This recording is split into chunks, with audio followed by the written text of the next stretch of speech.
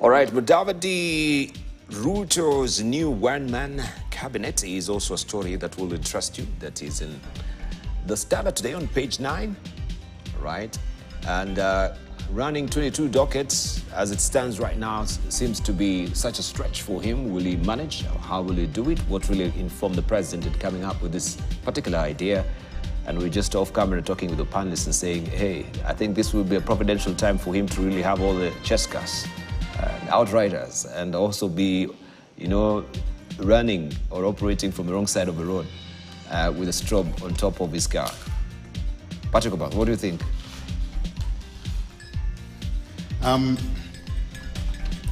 It's a very interesting situation that the president finds himself in, talking about having one person acting for all the CSs.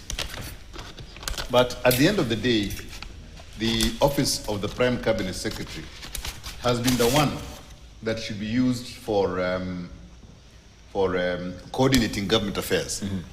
So if that is correct and has been working well, he would be the one person who understands how the whole of government works together and interrelates. Mm-hmm. The one thing that I think this is an opportunity of doing is actually creating that coordinating mechanism for it to work properly. Mm-hmm. We never saw that happening when the CSs were all there, yes, and he was sitting there to coordinate government activities. You saw different ministries pushing in different directions at that time because each of the CSs believe that they have full authority over their ministry and nobody can tell them what to do. Mm-hmm. So this is a great opportunity of actually setting up the so-called coordination mechanism, mm-hmm, that will make sure that these people are able to run in a coordinated manner in the future. Mm-hmm. But to expect that the government will run the way it used to run with one person holding all the CS positions is probably excessive. But this is temporary. If the PSs, if the ministries were working in clusters and knew what to do together, then this would be a great idea.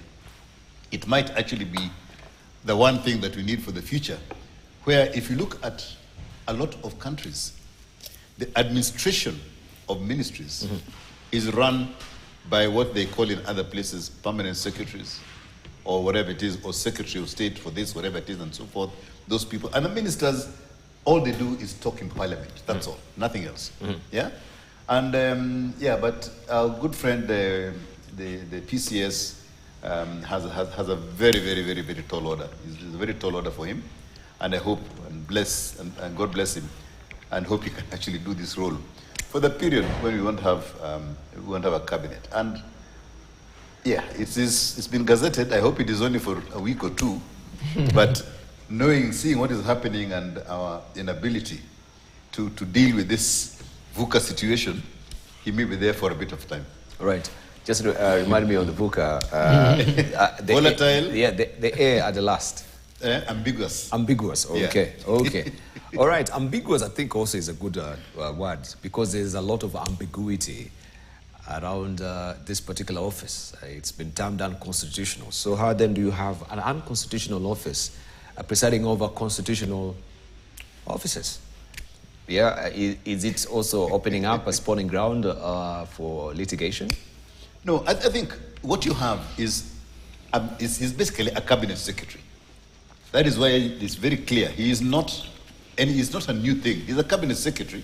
He only happens to be the prime one, and he's given a role. Uh-huh. So if the president can appoint cabinet secretaries, he can appoint one of them to be in charge of the others. Does it need to be? So this is akin to what we had also with the second cabinet secretary without a portfolio. Yeah, Raphael Tuju. Yeah, so no, he doesn't have a portfolio, but you can actually now be running. Now you could be the roving cabinet secretary overseeing all these ministries as it is. So there's nothing dramatically different with that because no one really challenged the cabinet without a portfolio. That is because to the president. He's very clear. He's now got foreign affairs. No. I'm just saying. I'm saying. I'm not talking about Musalia. I'm talking about previously with the Raphael Tuju. Raphael Tuju. Yes. I think Raphael was there just to serve a certain purpose. I don't think he was gifted to be in the cabinet, but I don't think he had any specific role to play as such. But allow me to just weigh in on this issue about the one-man cabinet. I thought that's what we're weighing in on. Yes. Unless you're not in Jerusalem. No.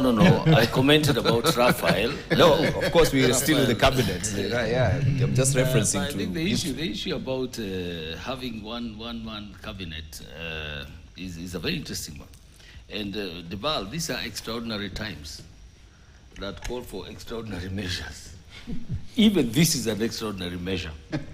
And I just don't want to imagine what the president is going through, agonizing, trying to figure out which, it's like walking on a landmine, a place full of landmines, and you don't know which one is live, which one is not.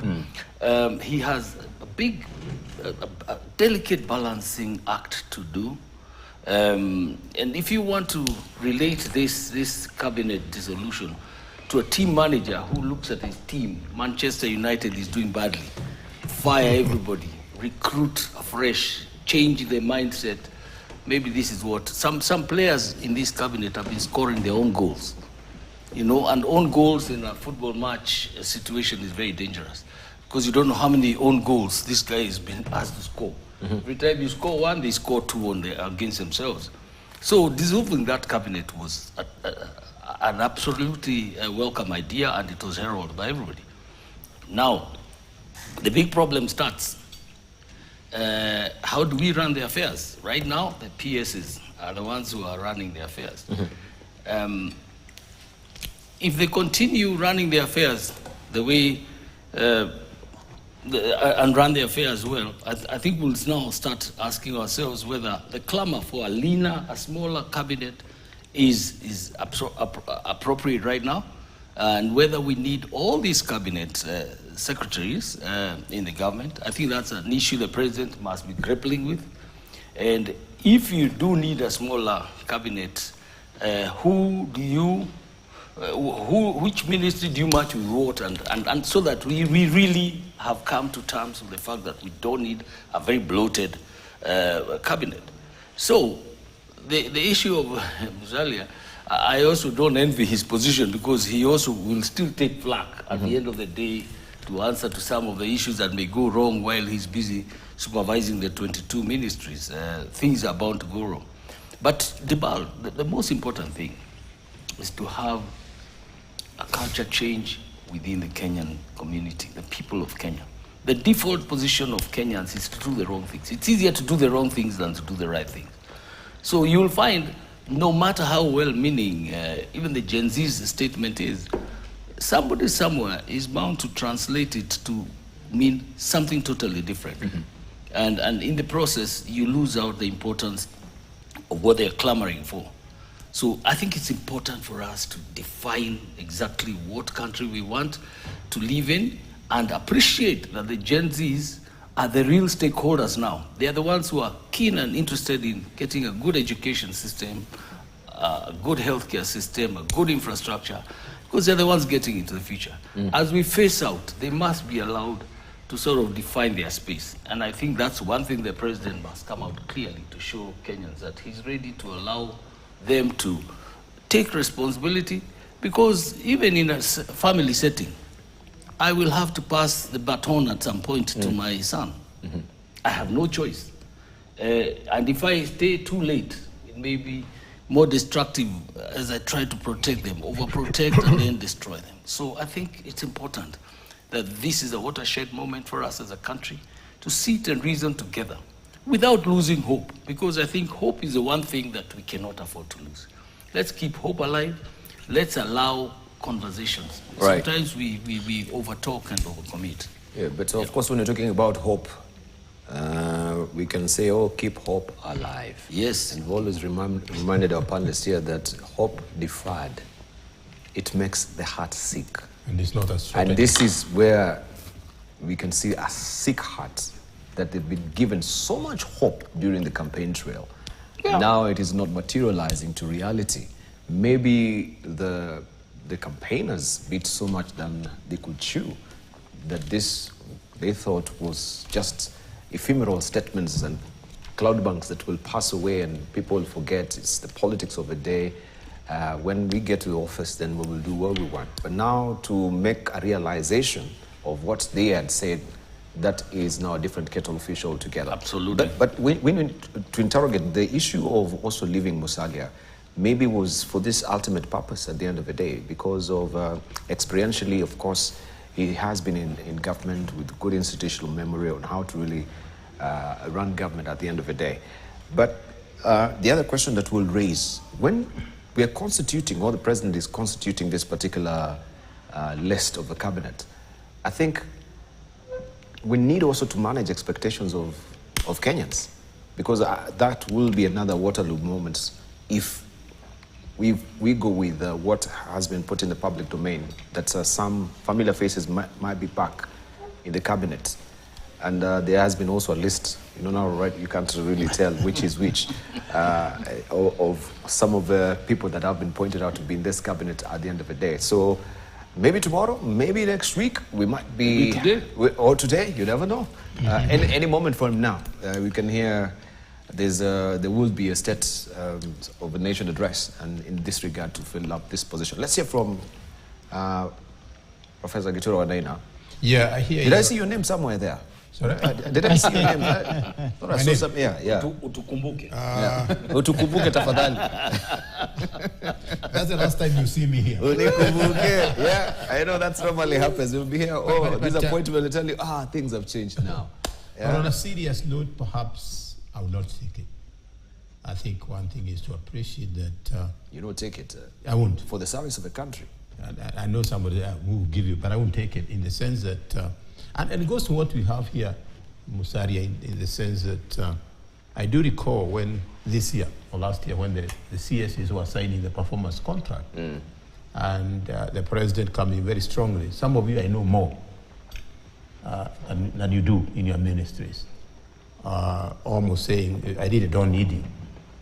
And therefore, and it's interesting because ministries are run by we used to call them permanent secretaries. Yes. Not principal secretaries. Yes. Because the word permanent, these were the technocrats. These are the people, if you wanted to come with a policy, they lead from the steering committees. And then you could have so few of us being the technical part of it. They knew inside out, and they were brought in terms of their training, their capacity in that area. For example, if you get somebody in education, that person understands that arena. We cannot away from the Constitution. The Constitution requires we should have cabinet secretaries, which we used to call ministers. And therefore, that's a constitutional requirement. I suppose these are stop measures. The president must be consulting in terms of who comes here, because it must be driven by competence, it must be driven by professionalism, and above all, it must be driven by the president that have given you an opportunity. Don't interfere. And do recall one time, Mzee Jomo Kenyatta, and I remember he was in Nyahururu, and there were all these cabinet ministers. They said, "What are you doing here?" "I just need a few people here." You should be there running the offices.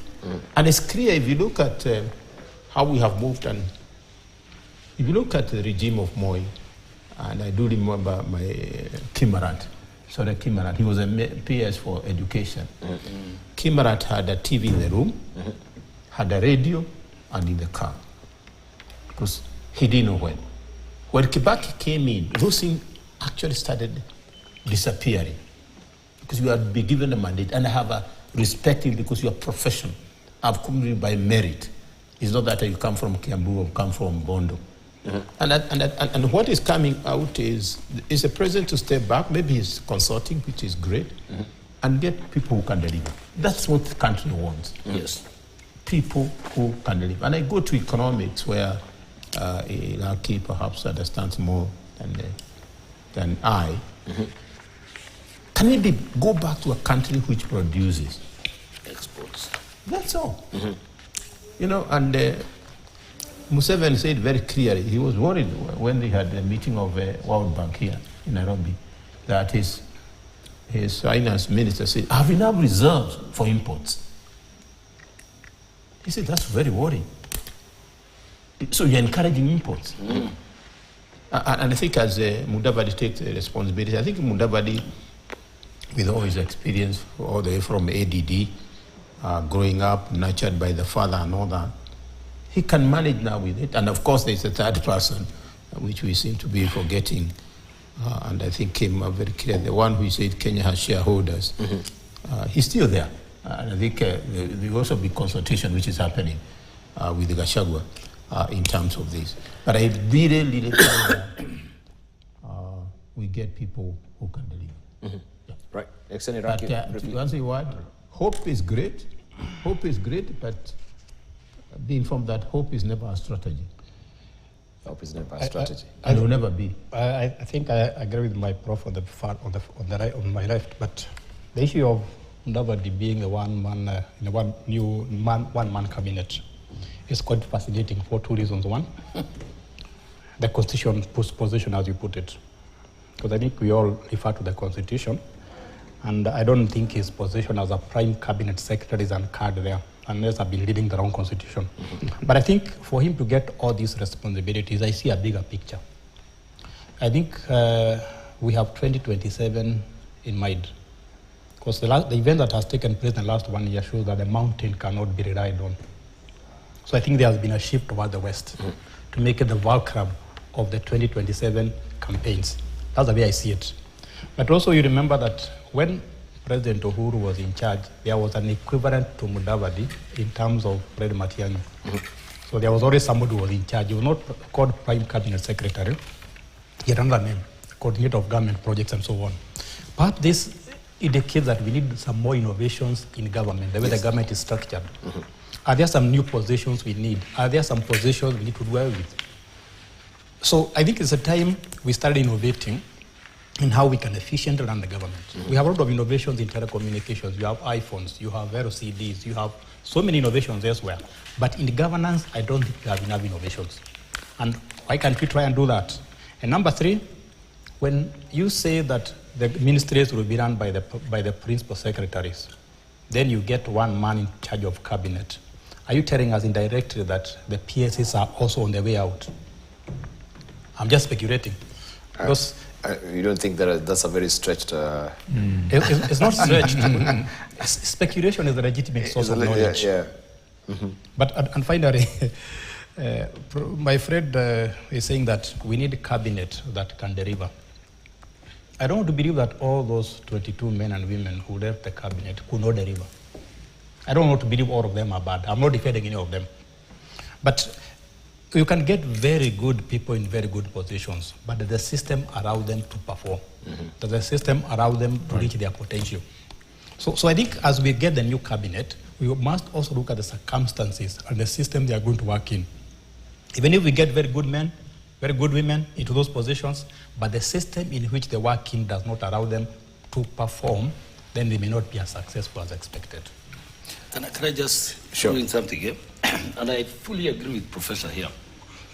See, what the president now really needs to look at very critically is to first of all call himself to a meeting and ask himself, what is it? To meet himself? Yes. What is it? What are the mistakes that we made in choosing the cabinet that I've just fired? Because the message that came out was things are not working. It is dysfunctional. The cabinet itself, we could see statements coming from different quarters. This CS says this, another CS says this, and that's my docket, and they're overlapping.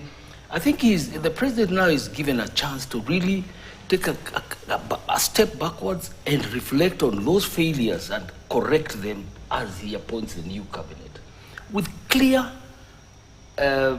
key performance indicators. Because I think that's also something else. You're given a job, no clear performance, key performance indicators.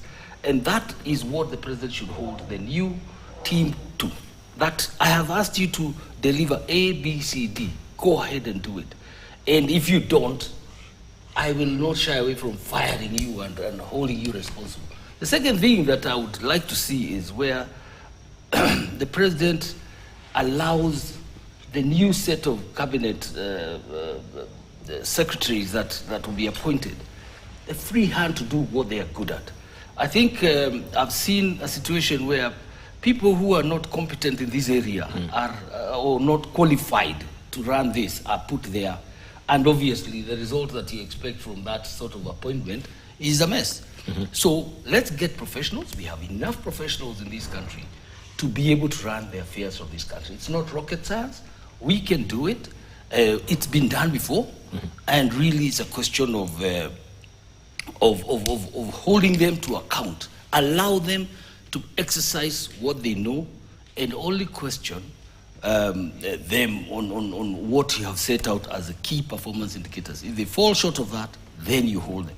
But if sometimes you micromanage a situation that ends up being counterproductive. So I'm hoping that the president has taken time to reflect on the issues that led to the situation we are seeing the Gen Zs that they have passed a very loud message, and the president came out publicly and said, yes, I've heard, I've listened, and I hope now listening means he's going to take corrective measures, because we have only one country, Dibao, called Kenya.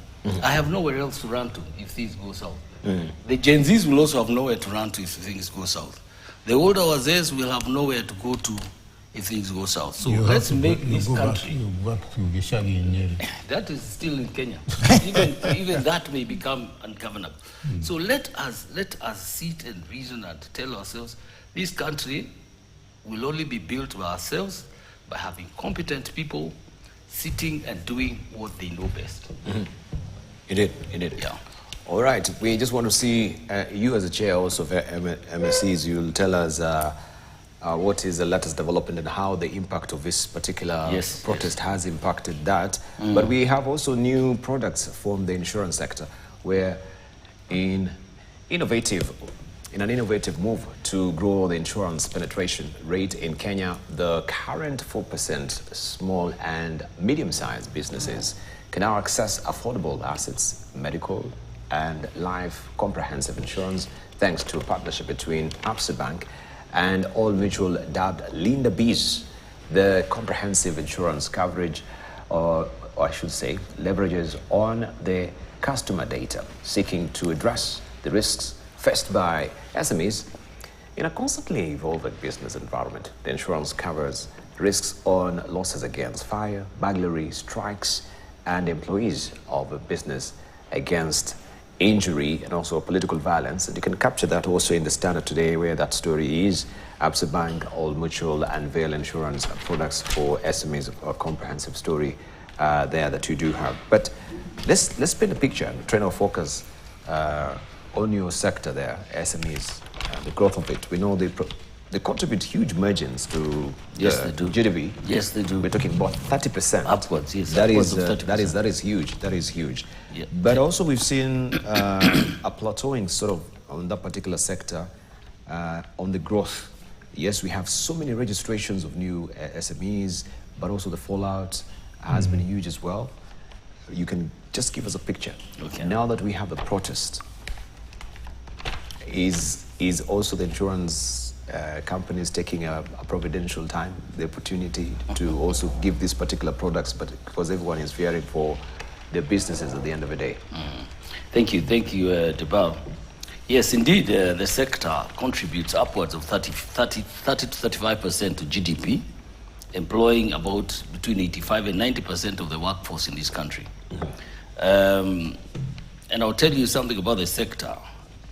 That is where all the problems of this country live. They live in that sector. From mistrust, from being ignored, from suffering the backlash of such operations as the protests that are going on. That is where the problems live, in the sector. But in the same light, that is also where innovation, creativity, and resilience resides. So when those two are combined, the sector has weathered a lot of storms in the recent past. But right now, if I take you a little further back, you see the fires that happen in Gikomba, the fires that happen in the Juakali shades, the fires that happen wherever the masses are working, the Juakali fellows are working. sometimes draw the SMEs straight back to the bottom of the scale. So that even an SME that was almost doing well is thrown back to the bottom of the pit, and it's very difficult for them to rise again. So with an insurance like this, I am sure it'll be very handy, and I'm sure these are very daring institutions. Absa Bank, thank you, and Old Mutual, thank you for coming together, so that never again shall we have a situation where these people are thrown right to the bottom of the pit again whenever there is a disaster. Right now, the impact of these protests is what I would like to address. And whereas, and I said this a little earlier, whereas it's my right to picket and protest and show my anger about the situation that we are faced with as a country, I must exercise my rights within the confines of the law, appreciating that Dibal has his rights, professors here have their rights, and they are also able to exercise the same. If we do have a melting point where our ideas meet and we are able to solve a problem together, then so be it. But right now, anytime when the protests are called, the biggest people who suffer are the Juakali fellows, are my hustlers, the ones who hawk products within the city, the ones who peddle sweets and things around. If they're not able to do that, then it hits back at their livelihood. And that is where I would like us now to really reason, and quickly so that if we can put these protests behind us by getting the solutions as quickly as possible, then that will bring back the country onto its trajectory. There's a saying that when the music changes, so must the dance. Yes. You cannot continue dancing the same way, and the music has changed. I think for us as a country, the music has changed. And we must recognize that and change the dance as well. If we have been ignoring these Gen Zs and the people who are really calling themselves the serious stakeholders of this country, and simply because they are the future leaders, they are the ones who have interest in making sure everything works for them, I think it's important that we recognize that. We recognize that some of us have overstayed in their space, and start giving way. The president has pronounced himself on the retirement age, and I hope and pray that that is applied fully, so that civil servants who attain that age then exit and allow the younger people to take up positions. But just as a matter of pure interest, it may interest you to know that the whole civil service employs less than 2 million people entirely. Less than 1 million. Yes, less than even 1 million. But you see, there's that mirage that there's a lot of jobs there.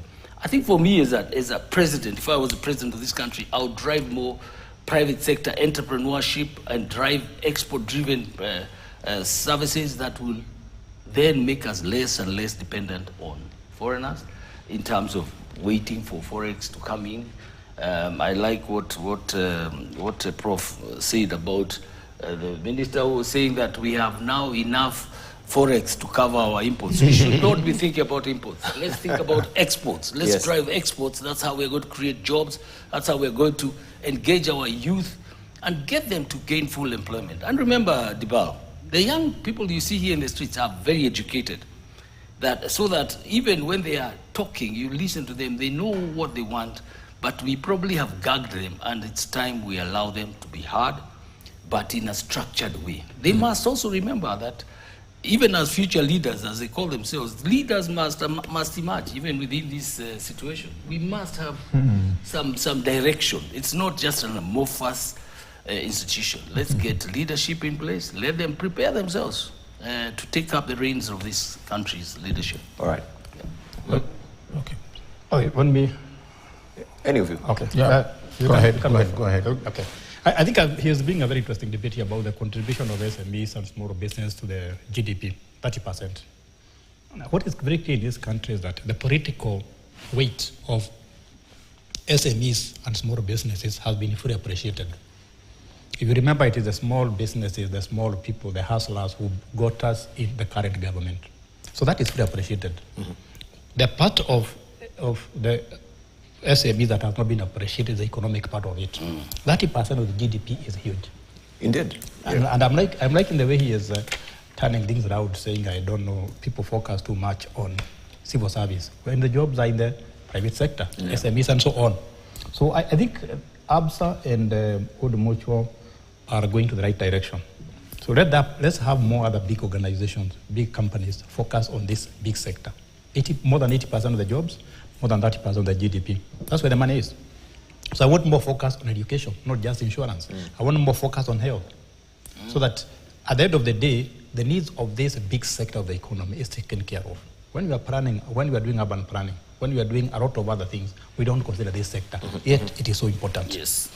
And it's also important when we plan for this sector to remember a very simple factor I've been emphasizing, that political solutions are easier to get than economic solutions. The president can start one day and say, all the cabinet has been sent home, and they'll go home. But you don't create jobs that easily.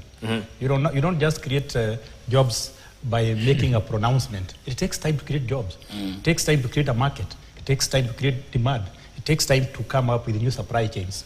So let's also get cognizance of that economic solutions are harder to get than political solutions, but they work together. So I think what these two institutions are doing, focusing on SMEC, is the right thing, and more institutions should focus on that sector. Yeah. Let's say, Professor. It's interesting to see ABSA going to SMEs. For those who remember, ABSA was Barclays Bank. Yes, bourgeois. And yes, exactly. That's the point I'm making here. And it's interesting how Equity came up, because Equity took the space of Barclays. And Barclays started closing rural branches. And this was an opportunity for Equity, and the rest is history. In what? The whole concept of any institution or financial institution, that the biggest challenge with SMEs is they are risky. I think there's a gap they're coming in terms of how do they fence this again. And it's interesting, they're talking a lot of things here that they're looking against loss by fire, political violence, and I emphasize political violence, riots, strikes, floods, business interruption, stealing, loss of money, and theft by servants. Very interesting. Theft by servants. And that gives them the whole concept of really looking at the risk, making them less riskier. And I hope that will be an uptake for institutions, really, to see these are the people driving some of us. If you look, most of us actually, in our own day, even in terms of consulting, we also small scale and enterprises. We are not like the big four. So in that space also. But I think it should go beyond what XN has brought here. They should also have insurance for the owners of those institutions. It doesn't make sense. My business is surviving, but I can't even go to the hospital as really the owner of that business. So it should also cover that person. And where am I coming from? It's very expensive in terms of medical treatment or health treatment in this country. And therefore, when you have really ABSA and Old Mutual is great in that direction, can go further, even ensure in terms of help the owners of these businesses. It's given a huge opportunity. And what Mureu is saying, I know him as Dongo, but people call him Mureu. But as Dongo is saying... But I'm sure you know why he doesn't like Mureu. I don't mind any. It's a whole concept that how do we ensure this process, this thing grows. And that's where really most of us are in terms of the growth. And it's a way to package SMEs. They play a big part in this country. They do. And they should not be seen as nuisance, troublemakers. If you look at the bottom up, the better the approach, very strongly emphasizing that, the whole thing of supply economics. Let's get these entrepreneurs producing and therefore meeting the needs outside the country and even here. But it's a good move, and I think hope this time ABSA will not pull out when they go to the rural folks of these SMEs. Can I add something, Debal? Very quickly. One of the things I find interesting is the way we don't put a lot of emphasis on insurance in this country, you said it's about 4%, which I think is less than that. But I think it's the time we started detaching insurance from supernatural things. Because people say, I'm not insured because I'm protected by God and so on. We should see it as an integral part of our financial system. Yes. Now, the other thing I find quite interesting is the way ABSA and Old Mutual have something in common. They all have South African connection. And you notice a lot of South African companies have been struggling to get into the Kenyan market, but they seem to be getting it right this time. If you look at the financial sector, the key readers are Equity, Family, and so on. Now, in insurance, with South Africa seems to be doing better than us. They think they have about 15% in penetration rate.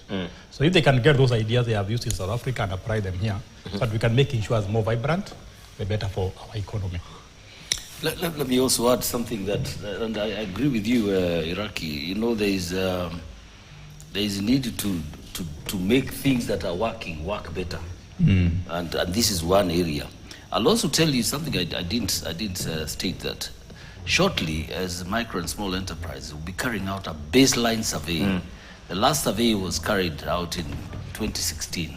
By the Kenyan Bureau, yeah. Yes, 2016, you're right. Yes, we are embarking on a fresh baseline survey to mark all these SMEs, cluster them into interest areas in age and gender, and just be able to know exactly where these people are, so that if there is any help that is coming forth to the manufacturing sector or to the farming community, then we target a known number of people and we can basically say this is how much help we need. So we are getting very granular about addressing the issue of the numbers that we have there. I hope you are doing it with the Bureau. Yes. It's a joint effort. Okay. But we are also here. Yes. There will be private consultants. Right. That's what I'm saying, we are here. Once this is agreed.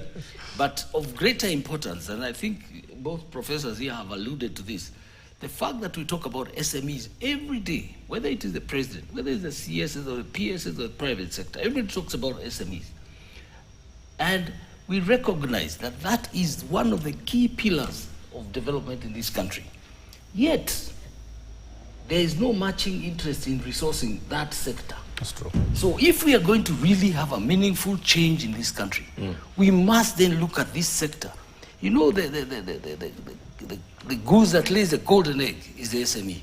Yet, resources are very scarce in that area. So if I were the president again, I would say, let me resource this. This is where the real solution of this country is. Because even all these conflicts you are seeing in this country, they are all, the underlying story is not enough resources. If today we are sitting here, there is only one bottle of water and we are thirsty, believe me, this meeting will not go on because we are all thirsty. And now I don't want to see how much water you're taking from this one single bottle. So for us, I think it's, let's grow this pie. Let's grow the economy. Let's make sure that everybody has a decent meal and they will go and sleep. But if they don't have, they are looking over their neighbors, they are smelling, these guys are having meat, we don't have even porridge. It brings a lot of uneven growth. So let's put resources where they're going to have high impact. And the impact area is the SME space. I have no doubt in my mind. I thought what Dungo is saying is very simple. We should have as much interest, as much economic interest in SMEs as we have political interest in SMEs. Correct. If we do that, I see a turnaround in the Kenyan economy. Yeah, I hear you, but it's interesting, and maybe Dongo knows more. When he had our... Why can't you use what he prefers? Yeah, other than... those quotas where you use Ndongo, yeah. Officially, we know is James Moreo. Okay, yeah. Mr. Moreo. Yeah, please. Moreo has another contradiction in from where we come. I can seem a bit antsy. No. Prof has the right to use any of them. Any of them. He has known me for long enough to... Okay. If you reflect how Kuria was given that opportunity and how he went over it, then there's serious concern. Because he came and people don't work. Even he was charged that docket. And you look the kind of way he set himself in 2 rivers, I don't know what, and he ended up bringing all this cooking oil and whatever.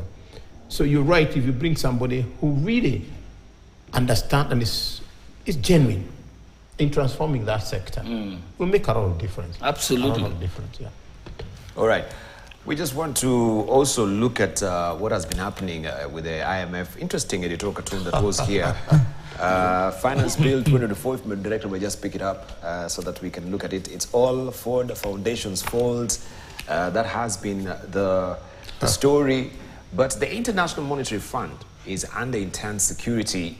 If we just go on with the cartoon, please. Security for its ongoing economic program with Kenya, initiated in early 2021 as a successor to the COVID Rapid Credit Facility. Analysts argue that the program has been fundamentally misaligned with Kenya's economic realities, leading to chronic instability and public discontent. And we've seen various comments coming every which way from different analysts, not just here in the country, but all over the world regarding IMF and how the particular intent in, or wherever they've actually given the facility, it seems they normally leave behind a scene which is akin to a nuclear bombing scene afterwards of the economy of a country. Professor Gituro Wainaina has been part of the Bretton Woods institutions. Maybe Once upon a time. Once upon a time. Yes, I know. And I quarreled with my manager. Maybe you can give us some insider information in this particular regard briefly. One thing which comes out clearly, and I did share this last week, and so they have been steering this particular economic van. It's interesting that the young people should also pay a courtesy call to IMF for this. And I repeat it. But it's interesting here, it reminds me of Moi regime, where you had all this brain. And the question is, as the pushing, it's all Ford Foundation, what? What's the last one there? It's all Ford Foundation's fault. Ford? Yeah. So what? Deal with them. But if you look in terms of, and I said last week, if IMF, what we are getting is correct, that they knew there would be a backlash of the finance bill, because that's why it started. Because we needed that much to start the whole hulabaru, and very good reason. It's a bit of concern, and I've said this before. Even you shared something last week, what they are teaching in America and Europe. You look at the agenda, and I've asked this before, give us an example where their programs have worked. And you look in most of these countries, in terms of the economic pointers, you're looking at inflation, looking at GDP, you're looking at CPI. When you look 1982-83, when they had structural adjustments, you see a dip in terms of the economic performance. And it's the same play out happening right now in terms of, and I remember James Ngwae then was in the civil service, we used to call it civil service then, and there was a package to send people home. The same narrative, the same script is being repeated by the IMF as we talk, particularly the 04-05 finance bill. So you look at that cartoon, it's a very interesting how they are moved from the tarmac, and apparently and apparently the president likes trees. So I don't know whether he wants to jump up to the tree and leave the lady from IMF. But you can even see the kind of economy we are saying is already in tatters, as it is right now. And I think that's where we are going back. And very interesting, how do I come back as a president, appreciating that of all this Bretton Woods? And it's so sad, somebody saying, for now we are cautioned for paying, I can't remember how much it is, and most of it, 81% is going to China in terms of our debt. And that's the amount was got from the World Bank. So he said, I'm getting money from you to pay Iraqi, to pay etc. It doesn't make sense at all. But you look at the whole narrative, who is World Bank? Who is IMF? And if I was in the position, God forbid, of the president, I'll have to one-to-one discussion.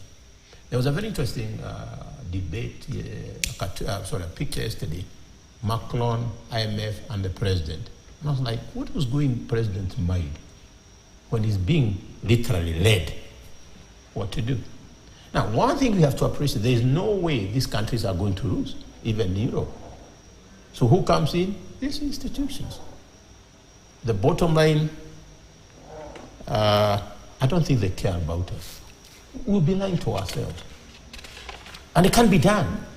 It can't be done. I remember there's this guy from Puerto Rico, or Warden Island in West Indies. He was the head of the World Bank here.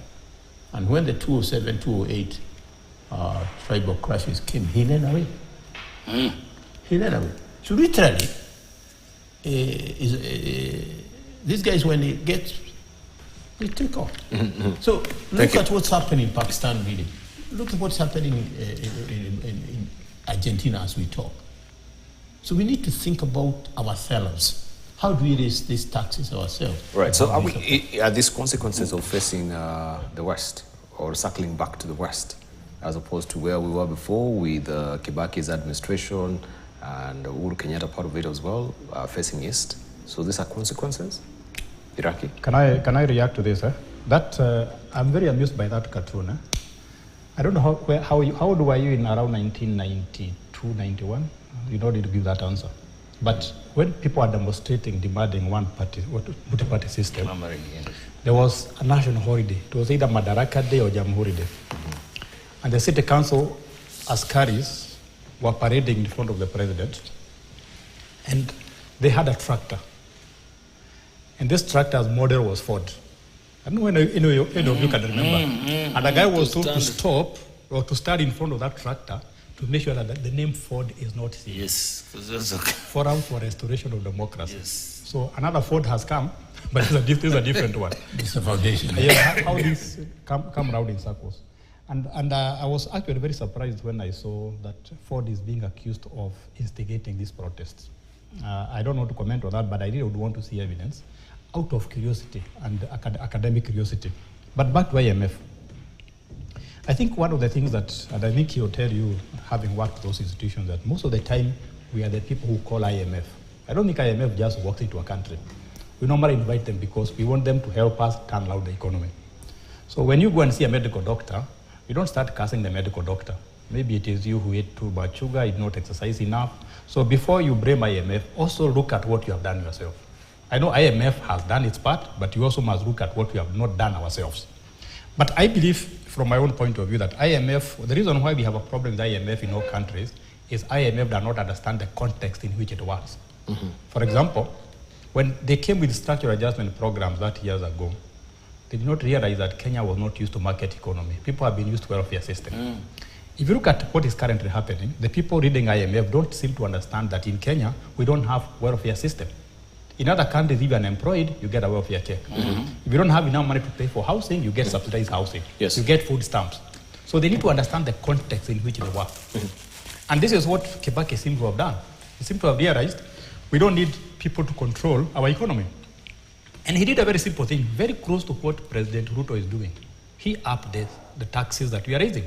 But before he raised the taxes, he appealed to our patriotism. Najivunia kuwa Mkenya. People felt very good about paying taxes, tulipe ushuru, tujitegemee. But I think this is the missing point between our patriotism, our lack of the country, our love for the country, and patriotism, and taxes. And I think we need to go back to that. Because if we don't do that, then we are going to start moving in circles. And it's likely that if we are annoyed with IMF, we go to the East. And China and the rest of the countries in the East will not give us money free. They'll also give us loans. So although we don't like paying taxes, at the back of our mind, that would be the best option.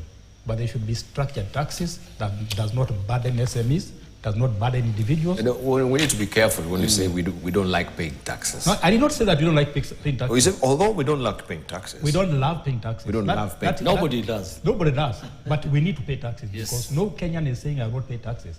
I'm just saying, I want to know where my taxes goes. But we pay taxes if we saw what those taxes Exactly. are doing. If you go to Scandinavia, they love paying taxes. Right, let's hear, we'll come to you, Prof. Yeah. So maybe to summarize yes. before he takes over, I think there is a very good cause, there's a very good reason for us to restructure our economy. The same we are saying we need to restructure the politics, we need to structure the economy, we need to structure the police, we need to structure our economy also, so that we are able to depend on ourselves, not just IMF and others. And Right. that is possible. Yeah, hot on the heels of what he has just said. I think that inflection, internal check is very critical. But, Prof asked a question. Was it you who asked a question? It's easier to find out where IMF policies have failed than where they have worked. Right. And I say this without fear of contradiction. Because, you see, unless you deal with homegrown solutions, you deal with, and this is where I would like to see our country get to. Let us develop our own homegrown solutions.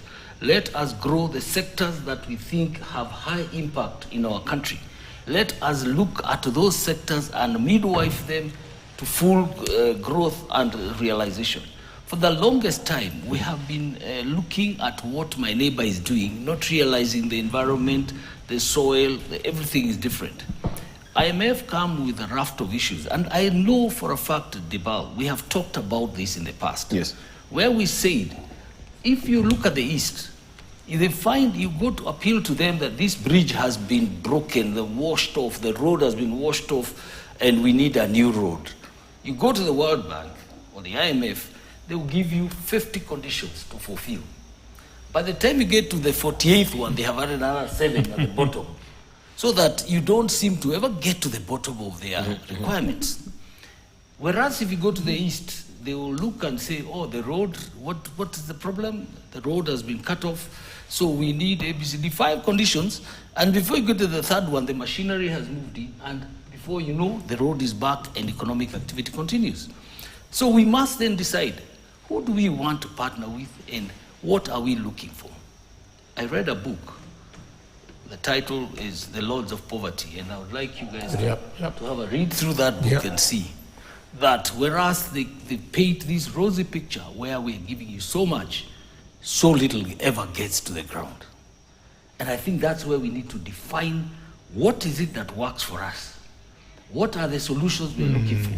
Why can't we grow our SMEs that employs 90%, keep these 90% Kenyans busy developing and growing their economy. Thank you. As opposed to getting these all these foreign policies. But the last one I must say about it, the SAPs, the structural adjustment programs, to which the late President Moi said, no, it's not going to work for us. Ikitu hapana mzuri. So he decided, I would rather we don't borrow, I would rather we don't go with your system, let us try and grow. And whereas we didn't grow so fast, we didn't take so many of those debts. Indeed. That's why Moi left us without very much development, but also without heavy debts. Indeed, it is. All right, a good time to take a short break. And when we circle back, of course, we shall be delving deep on what is happening with Tatu City, where there's a vicious war brewing there between Kimani Wamatangi, the governor of Kiambu, and the management of mixed-use developer Tatu City after the county boss refused to approve its master plan for the third time. Mr. Matangi insists the Tatu City must cede 54 acres of land for social and public amenities and the construction of the governor's official residence. But Tatu City, through its property development arm, Rendezvous, insists that the demand is unconstitutional because it is a private developer and there are no laws in place to compel investors to cede such land.